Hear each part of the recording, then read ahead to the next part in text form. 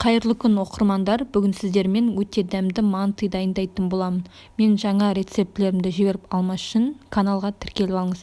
Ең алдымен қамырына су және де тұзымды салып, содан соң сұйық май және де алдын ала електен өткізілген ұнымды сала отырып, жұмсақ қамыр илеп шығамыз.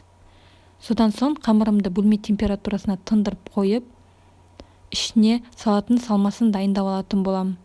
Салмасына мен ет және де малдың майы, содан соң көкөністерін алдын ала турап дайындап алдым және де ішіне тұзын, бұрышын салып араластырып аламын. Содан соң қамырын бірнеше бөліктерге бөліп аламын. Және де қамырымды оқтаудың көмегімен жайып, ішіне салмасын салып, өте әдемілеп, дәл осы видеодағыдай көрсетілгендей етіп жауып шығатын боламын. Ең бірінші дәл осылай шетінен бастап әдемілі бір-бірлеп ала отырып, екі жағынан түйіп шығатын боламыз. Және де барлық мантымды дәл солай дайындап аламын. Содан соң алдын ала суымды қыздырып, мантываркада пісіріп алатын боламын. Міне мантыларымыз да дайын болды, өте дәмді болып шықты. Сіздер де осы рецептімен жасап көріңіздер.